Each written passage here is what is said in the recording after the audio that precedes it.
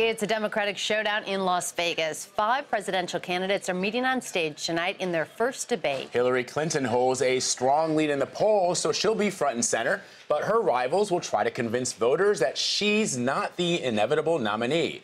Nancy Cordes has more from Las Vegas.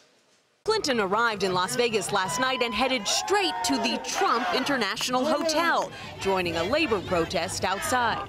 Some people think Mr. Trump is entertaining, but I don't think it's entertaining when somebody insults immigrants, insults women. Just down the block, she'll be joined on stage tonight by Vermont Senator Bernie Sanders, former Maryland Governor Martin O'Malley, former Virginia Senator Jim Webb, and former Rhode Island Governor Lincoln Chafee.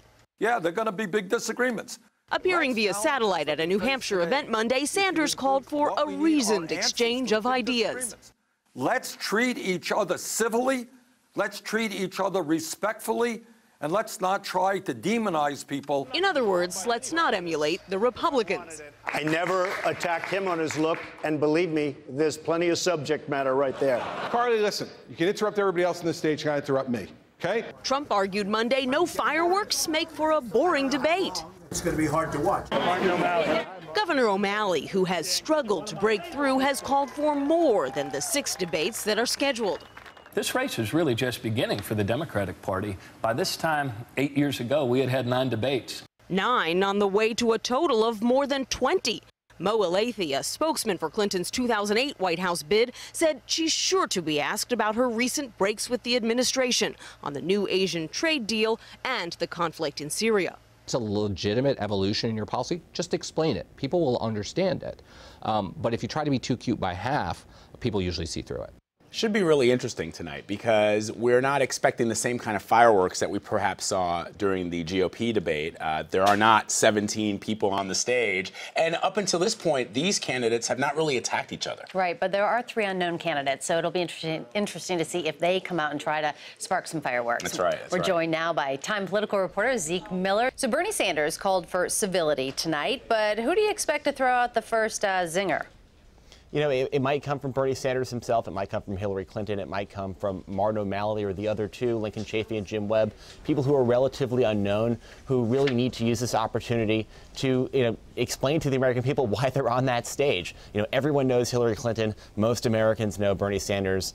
A lot of Democrats know who Martin O'Malley is. Really, nobody knows who the other 2 are. And really, for them, the burden is to show why they're there. And a zinger is often the best way to do that. So they might come out swinging. Zeke, I'm also curious, a lot of people already are saying that Hillary Clinton is a flip-flopper because of the Trans-Pacific Partnership.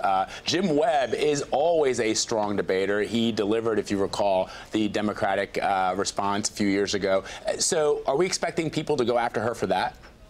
It's possible, you might get it from Jim Webb or Lincoln Chafee, but you're certainly not going to get that from Bernie Sanders or Martin O'Malley because they're both against the Trans-Pacific Partnership as well. But you're going to see them come out and say it took you too long to get there, Hillary, and that's sort of an interesting dynamic because that's not really where the whole larger Democratic Party is. If you were to see potentially a Joe Biden in that race, he would be defending that deal, and then you'd be seeing the debate within the Democratic Party taking place on stage.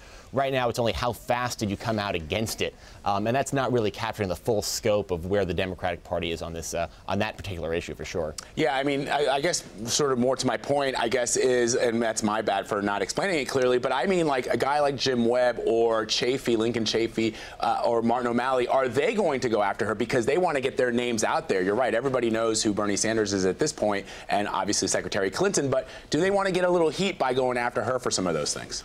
100%. I mean, we've already seen Martin O'Malley the past, 5 or 6 months, sort of nipping at Hillary's heels when it comes to things like gun control or climate change, saying, I've always been just a little bit more progressive than Hillary Clinton and just a bit sooner.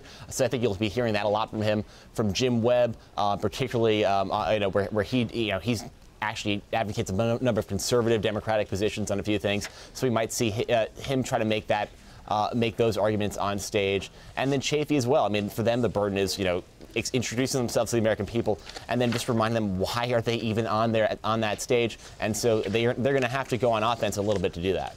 All right, Zeke Miller, thanks so much. Thanks, Zeke. Thanks, Rep. Stay tuned to CBSN for all the action from Las Vegas. Our pre-debate coverage begins at 7 p.m. Eastern Time.